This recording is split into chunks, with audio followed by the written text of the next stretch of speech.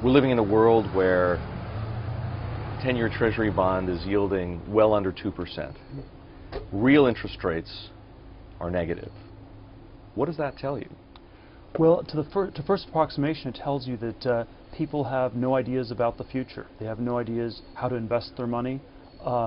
We've had sort of a series of bubbles in recent decades. There was a tech bubble in the 90s, the housing credit bubble in the 2000s, and at this point where most investors simply no longer believe in anything whatsoever, and it's reflected in the fact that they do not wish to allocate their capital to any specific thing and are instead choosing to keep it in cash or bonds.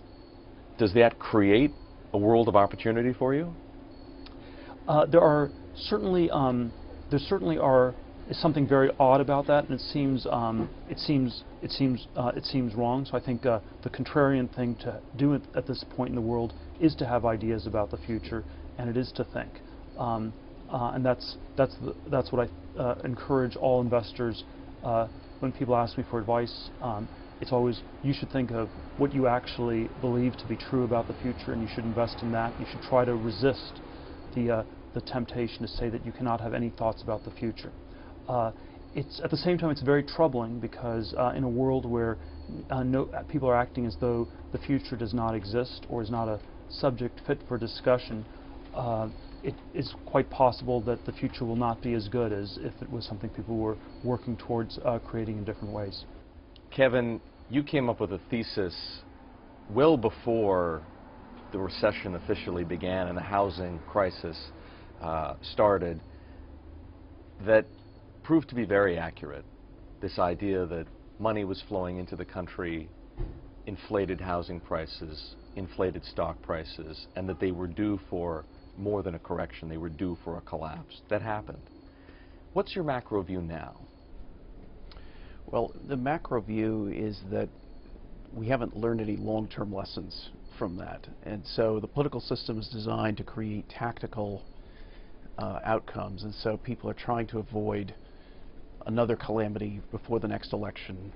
And so in the near term, we have a lot of stimulus from the Fed, a lot of stimulus from the ECB and the Bank of Japan. We may get more from China in the next month or so, depending on the outcome of their leadership transition.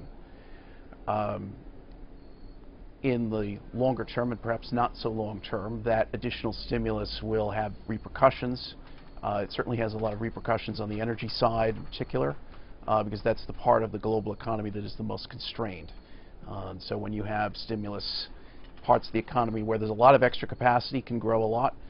Parts of the economy that have very little spare capacity, you just get higher prices and the stimulus doesn't do anything. And so you're unlikely to get a lot of increases in GDP out of the stimulus, but a significant surge in prices in certain things, all of the things equal, of course. What other kinds of consequences do you foresee? Well, I think you certainly would see, all of the things equal, much higher oil prices, and then one of the consequences of those high oil prices is that it makes the European crisis worse. So the European crisis is not so much a crisis of debt, it's also, and very much so, a crisis of energy. Energy prices in Europe are at their 2008 extremes, and so in spite of that fact, very few people speak about the European crisis as if it's equivalent to the 2008 energy crisis, which suggests that there's a problem of diagnosis. To the extent that central banks try to monetize away the credit part of that, they tend to get bigger surges in the prices. As you can see, a much weaker euro eventually out of that. Then you have much higher oil prices denominated in euros, which drains more money out of the banking systems of the peripheral countries in Europe that are under most pressure.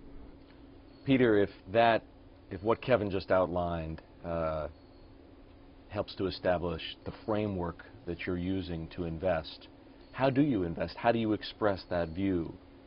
Do you say, are you short the euro? Are you long oil? Well, I would not go long the euro, and I would not short oil. So certainly those would be two things one should be strongly discouraged from doing at this time. I think that the great challenge on the technology side that needs to be solved is the energy problem, and the last decade in Silicon Valley an area that's done so badly people don't even want to talk about it anymore is clean tech, which is sort of a toxic word for money-losing investments. And we've somehow lost 10 years in finding something. It's possible the fracking technology in the U.S. will help move the dial on this. It's also possible that that's been overhyped or that it will be regulated.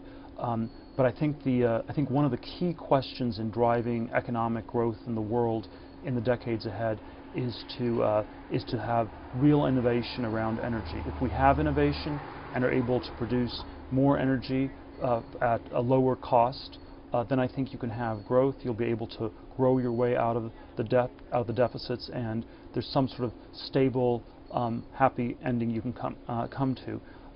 If you do not have energy innovation, I think you have a problem very much along the lines that Kevin's diagnosed, and will instead actually get worse in the years ahead. People, we have a society that's dominated on the decision making by economists and lawyers, and not by scientists and engineers. And the economic diagnosis is that we have fundamentally a financial problem. The scientific or engineering diagnosis would be that the energy problem is the greater of the two. And so it's sort of a question: which of these two crises do you think? Which decade do you think we're like? Is it like the 30s, which was maybe is typically thought of as an economic problem of not printing enough money, or is it like the 70s where there was a real shortage of energy? And people are at this point thinking of the problem as the 30s, which they may or may not be remembering correctly, but that's the way they think of it, and not as the 70s. And I think it's at least in some measure both. Why was clean tech such a failure, or at least has it been such a failure up to now? Well, the simple answer is if you define technology as doing more with less, the test for clean tech is, can you produce the same amount of energy at a lower price? And that test was obscured. People assumed they would get large subsidies. The subsidies were not forthcoming. I think they will be even less forthcoming in the future because we cannot afford them. And so that basic question was obscured. The technology question was obscured by optimistic political hopes for subsidies. Kevin, as a matter of principle, philosophically speaking, is there a role, because of the fact that clean tech does not produce an acceptable investment return, is there by definition a role for government in order for that technology to advance between now and the point at which it will generate a satisfactory investment return? It's partly an economic question, partly a philosophical one. Staying away from the philosophical ones because we're in a political season. There certainly are a lot of things the government has done that have been counterproductive. One of the most recent being the ethanol subsidies that this is packaged as basically a way that, well, it's not quite economic, but helps on a lot of fronts with energy independence and other things. And the result is we spend 40% of the corn crop on ethanol rather than on food, and now with the drought in the Midwest, you have this very high grain prices, which will perhaps destabilize the Middle East and make it more difficult to get the oil security that we need out of the Middle East. So that's a rather counterintuitive and perhaps very counterproductive result of government attempts to subsidize parts of the energy space that aren't really economic. Now, one can argue the political side the other way. There's certainly a lot of embedded costs of getting oil out of the Middle East, certainly in the military budget, that aren't directly reflected at the price at the pump. So one can debate those certainly. But so far the government record on supporting various energy alternatives has been mixed at best. Peter, it is a political season. Some of the buzzwords that candidates in the upcoming election throw around are innovation, entrepreneurship, ingenuity, progress. Assess for me the state of innovation in America right now. Well, I have sort of the unfashionable thesis in Silicon Valley that it is not quite as good as is often advertised. There still are a lot of people trying to build new companies. There still are a decent number that are being created, but I worry that it is not enough. If you look at Silicon Valley, it has not produced enough wealth to even save the state of California, which is in pretty bad economic shape. And so, so even though some economic value is being created through technological innovation, somehow it's not quite enough to move the dial. And so I and some others have argued that we're in a period of relative technological stagnation. There's been progress in computers and the internet. There's been much less progress in many other areas, including innovation around energy, food, commodities, biotechnology, transportation, sort of many other areas that used to be thought of as technology, we no longer even put into that category. Kevin, what are the implications if success, the genius, the promise of Silicon Valley is effectively overhyped? Well, one of the implications is that the growth rate of the United States will be lower than is generally assumed. I think people to go back to your 10-year Treasury analysis and Peter's response to it, that I think there's still a lot of growth assumptions embedded in a lot of spreadsheets that are unwarranted. And we've had a much slower growth rate for the last 10 years now than people are used to.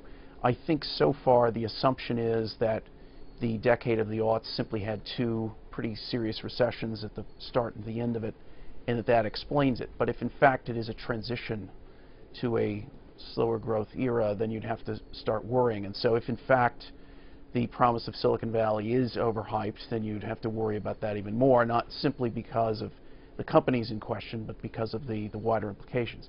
Now, for the companies in question, it is there's sometimes a perverse outcome where instead of a lot of companies jumping on a new growth trend, if there's a lot of opportunities, instead you might have one. And so you'll have a winner-take-all dynamic.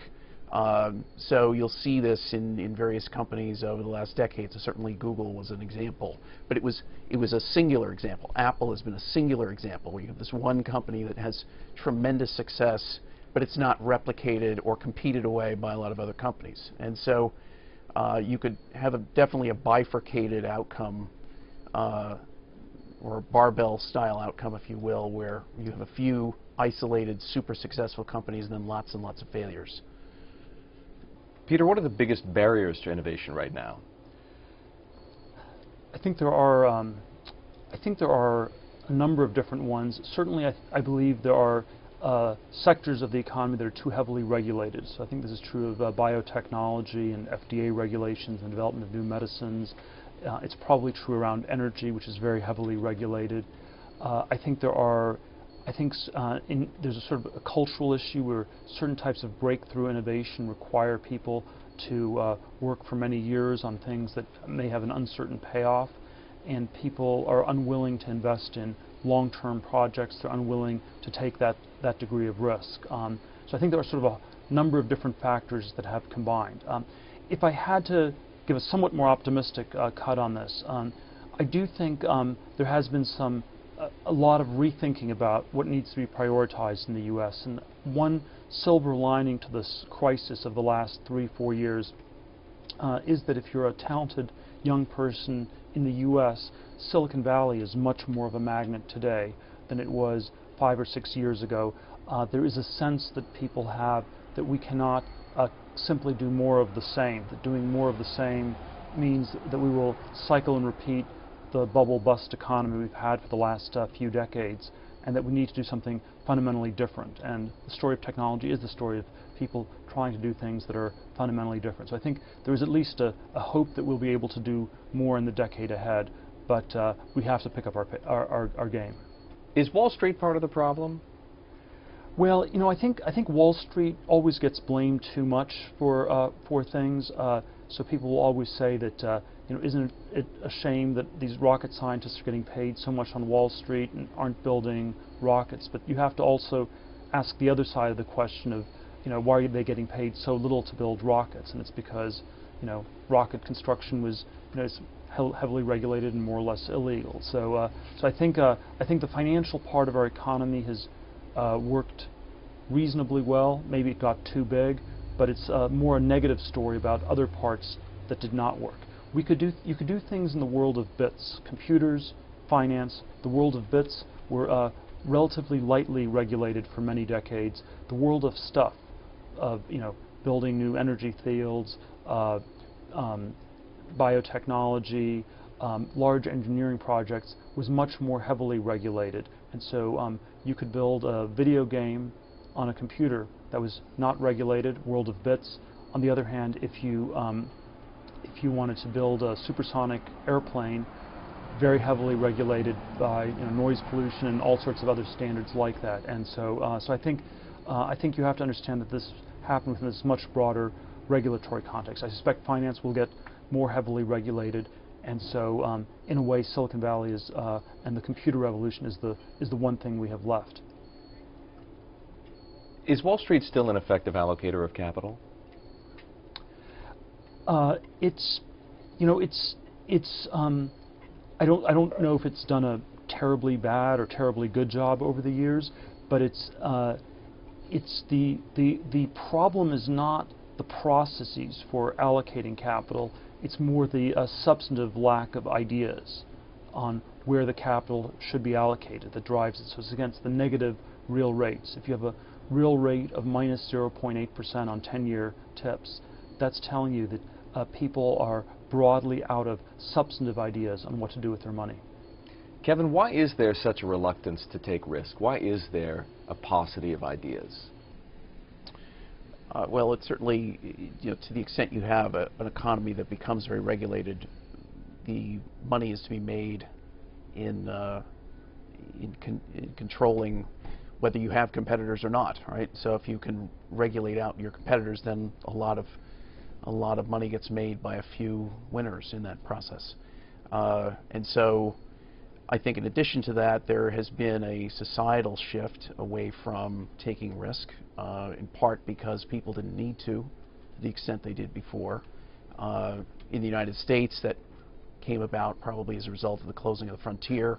Then the perception that the United States had taken over effective control of the world after the British Empire had sunset after World War II. And so then simply maintaining yourself as the king of the hill becomes the important thing rather than striving. Having said that, the United States is still much more of an entrepreneurial economy than other parts of the world, and so there's certainly a much weaker social safety net than say in Europe. And so there are certainly things to criticize and things to fix, but we're not the worst we could possibly be on that front. I think that there is a lot of legal liability on the business side too that prevents a lot of innovation and a lot of competition. Some of that is necessary, but we have to realize that any one individual regulation, no matter how well intentioned, if you string 1,000 of them together collectively, has a very dampening effect, and we need to do a better job of prioritizing which ones we care about and which ones maybe we could do without. Here's a question for you, Peter. Does China know how to innovate? Will it ever know how to innovate? I don't even know if that's a critical question for China, because I think for the next decade or 2 decades, all that China needs to do is copy things that already work.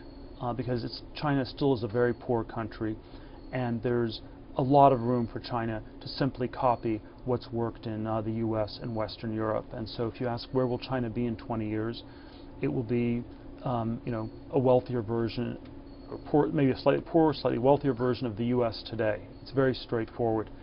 At some point, once China becomes a fully advanced nation, it will have to innovate to progress further.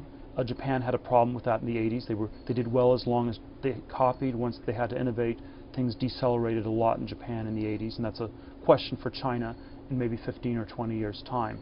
But I think it's a much more serious question for us today. The developing world has a plan to become developed. The developed world, I don't even like the word developed world because it accepts the stagnation on technology. We're assuming that it's done, it's the king of the hill, it has nothing more to do, and the question we really need to ask is how can we go about developing the developed world and blowing up that category. So which has a better chance of becoming the next Japan, China or the United States? I'm not sure that's there certainly are there certainly are some good and bad things about what happened with Japan. It's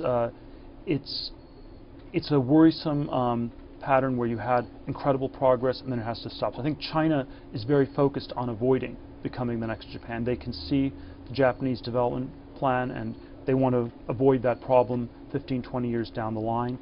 There certainly are aspects of the U.S. where we are much less critical of Japan than we were 5 years ago. Japan has managed the ending of its bubble reasonably well. It's had a long period of stagnation, but the recessions have been mild. Living standards have kept going up relentlessly for 20 years for Japanese people. And so even though it doesn't seem entirely stable, I think people are much less critical of Japan today in the U.S. than they would have been 5 years ago. Kevin, do you believe in the, call it JGB thesis, this idea that Japan is not going to be able to domestically finance its debt needs, and as a result will have to go to the international sovereign debt market, and its debt is going to be dramatically repriced, and Japan is going to enter the mother of all depressions?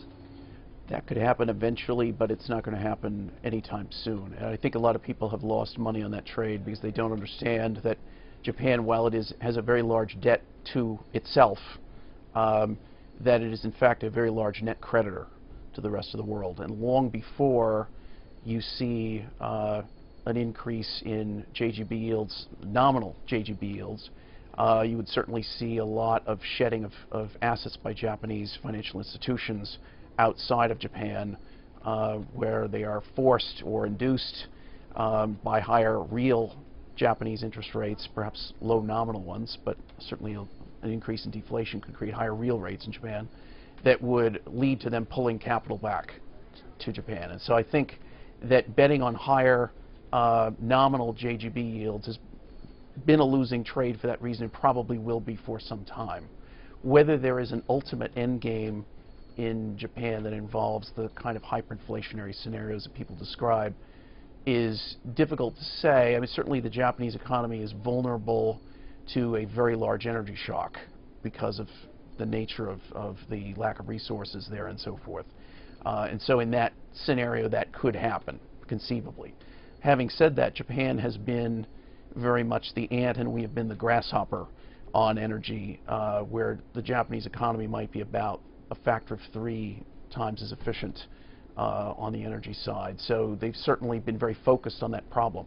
And it could be, if you have a repeat of Fukushima, they have to shut down all the nuclear reactors. And, there certainly are scenarios where they can get in trouble. But from a purely financial standpoint, I think people have not appreciated the extent to which Japan is a very large creditor and remains that way, and is a continual supplier of capital to the rest of the world. Peter, you mentioned earlier that bits, digital world, technology, computing, remains, of the choices you have to make, a relatively attractive place to invest. Mm-hmm. Within the world of bits, what do you like? What interests you? Where do you see opportunity? I'm always hesitant to give a thematic answer because I think once something is a theme, it's almost over. And so I think the truly great companies are always one of a kind and involve some kind of very unique idea about some area that can be transformed in one form or another. But I think one thing that's the computer revolution has been going on for 40 years, and as we look into the next decades, I think the sort of a good thematic question to ask that I do ask a lot is, will computers, how will they replace people? How will they help people be more productive? And so I think this question of automating various processes, or alternately figuring out ways to free up people to do other things is a very good one to focus on. And certain industries have become partially automated. It's true, online stock brokerage, or there are things around accounting with Intuit from the 90s, and I think you can possibly see that happen in other areas. I think medicine and law are very interesting ones to look at. Are there parts of that can be automated? At what point can computers do a better job than people? And I think it's always worth having a time horizon that's more than just a year or 2 years. If we look ahead a decade from now, we may well have computer-driven cars, maybe better than human drivers. I think we're already close to that point. The regulatory barriers to letting these cars be driven, but given that 93% of the fatalities are caused by human error, it may in 5-6 years we may be having a discussion where it's too dangerous to let people drive, and you will let computer-driven cars start to have more of a say. So I think that's sort of a good thematic question to ask. So how are you expressing the underlying view there? Have you invested in companies that may take advantage of those opportunities? Well, we're looking at all sorts of areas like this, but it's thematically it's questions around artificial intelligence. What things can computers do better than people, or what things will they not do better than people, and therefore we need to build tools to help people do them better. And I think there are different answers you come up with in different areas. Chess is an example of something where computers became better than people. There are lots of other areas where that's probably still very far away. You've been awfully good at picking winners over time, very good at picking winners. Can you see anything today that you believe has the prospect of becoming, call it the next Apple, the next Google, the next Facebook, whatever the case may be? It's it's always again, I don't like the way that question is framed, because the next Google will not be a search engine, and the next Facebook will not be a social network. Great companies are always unique, one-of-a-kind businesses. It's often difficult to know how large these things can potentially be, but you look for something where there's a powerful narrative around how it can change the world. There's a sense that nobody else is doing it, the somewhat counterintuitive thing I like to see on a capital basis is that it's a business that is not making money and will not make money for many years because it has enough ideas on how to invest in it. One of the controversial decisions that Facebook was to keep reinvesting in the business for many years as it built the business, and that was, if you have a business that's growing 50 or 100% a year, the correct decision is to take every dollar you make and put it back into the business. And so my one criterion is I prefer to invest in money-losing growth businesses that eventually will become profitable, but that in the meantime have a horizon of many years of productive investment in technology possible. That was, I have to say, very much the spirit in which I meant to ask the question. Can you see a great company on the horizon, a company that is going to change the world, that's going to do things in a fashion that we haven't really seen or experimented with before, as consumers or businesses? I think there are any of a number of these businesses we've invested in at Founders Fund. I'm always hesitant to just sort of give you a list of the companies. You can look at our website, I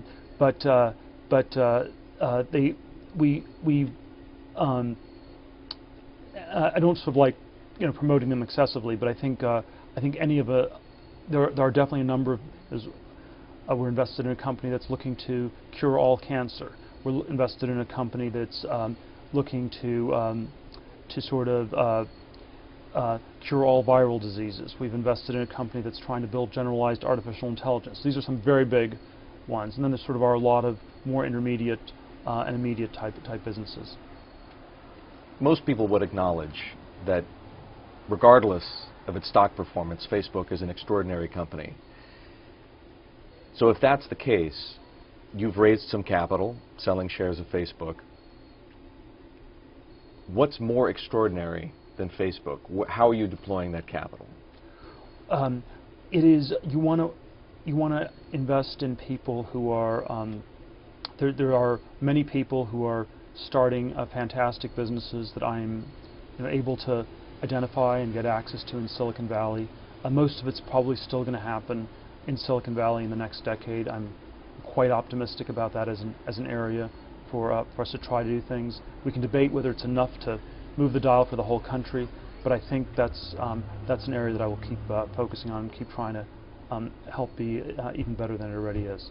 And who are the innovators, the scientists that we should be watching? Who do you have your eye on? Who do you think is going to do great things? Again, I think it is heavily driven by the entrepreneurs that are creating this next generation of companies. There's often there's a hard technological innovation piece, and then there's a piece that's and then there's often a coordination piece. We have to get a lot of these different pieces to come together.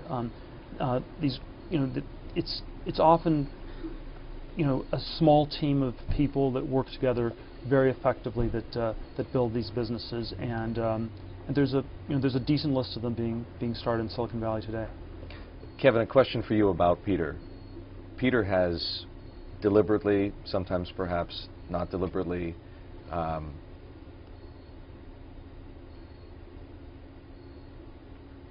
embraced the idea of being a contrarian publicly. Why is there such a reluctance? The world is filled with smart people. There are lots of other smart people out there. Why are people so reluctant to take a contrarian view? There's probably several reasons for that. I think that a fair amount of investing happens on a social basis, what sounds hot at the cocktail party, and then there's a structural bias for this, certainly in equities for sure, but also to some extent in other sectors as well, where a lot of money gets invested relative to a benchmark. So you don't worry about your absolute performance so much as you worry about your relative performance compared to a benchmark, compared to people deemed to be in your peer group. And so then it pays to stay in the middle of the herd and not be the wounded straggler that the wolves capture, so to speak. And so that dynamic then leads to a lot of people being a lot less contrarian than you would otherwise think, and to the extent they're being contrarian, they'll be underweight certain parts of equities or bonds in their index that they're tracking. And so that's much less contrarian on an absolute basis, but it looks contrarian on a relative basis. So that's one of the problems. I think, too, that there's been a tremendous amount of government interference in markets in recent years, and this started before the 2008 crisis and was one of the sources of it. And so if you have a very large tide of capital hitting the markets, whether it's hitting real estate, whether it's hitting internet businesses and the boom before that, it's very difficult to go against that tide, and the people who try get annihilated, and so then the only investors left standing are the people who didn't make the initial mistake of being too contrarian too soon. And so then we now have a dearth of contrarianship, and I think this shows up in a number of areas, and it's a lot of herd-like behavior. There's also a lot of systematic trading where computers are looking at the historical trading patterns and trading those. And so you'll then get an excess of capital getting put to work in patterns that computers can identify based on historical relationships. That produces an excess of exposures in certain parts of the market that can then implode catastrophically, but that get in the way of people being contrarian, because you're not fighting other people, you're fighting computers, right? And the computers don't get scared. They don't say, okay, this is enough money, I'm going to take some chips off the table, unless their algorithm says so, right? And so it's very difficult to be a contrarian in this environment, which then means potentially, if you can get it right, that it's even more valuable. But Peter, certainly not easy. Peter, what's the contrarian's view of the political season and the race for the White House? Well, the contrarian view would be something like maybe Shakespearean, that it's a tale told by an idiot full of sound and fury, signifying nothing. That somehow we have ferocious ideological stated differences, but that perhaps the similarities are extremely close between the major candidates, and that many of the difficult choices that we have to make as a country will get made by either party, and roughly the same ways or not get made. Maybe we'll punt or don't punt. But I think that in a low-growth world, you will have more austerity, which means some combination of spending cuts and tax increases, and it's quite possible that both parties, whoever wins, will have to embrace that after the election. And so we have this very strange season where there's a view that the candidates are radically different, but the contrarian argument would be that the differences are really small, because on the real issues they either agree or there's sort of an agreement that you can't discuss them. Is that the way you see it, that at the end of the day it probably doesn't matter that much whether Barack Obama is reelected or Mitt Romney takes his place? I think I always go back and forth on that, but I do wonder whether it matters less than people think. And certainly the standard view is that it matters a tremendous amount. This is sort of this matter of incredible importance, and it may matter less than people think. So what matters more? Well, it matters more that we discuss the real issues, that we find a way where when you talk about problems, you don't immediately get shut down. And we've not been able to find a way to do this. There's sort of I think the greatest political problem is the problem of political correctness, properly understood.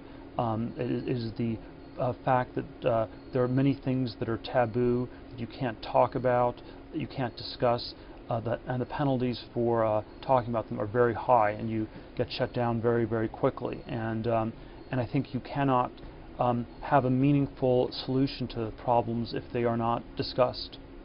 People may have vague notions of what they're going to do. I do not think that they have well-formed secret plans, because to have a well-formed secret plan, you need to have an actual debate about it, and I don't think that's happening even in secret. Is that purely a problem of human nature, or is there a role for technology or innovation to play in correcting that situation? I think it's a problem that maybe is coeval with the political system, that you always have some things that are off limits and that people cannot talk about.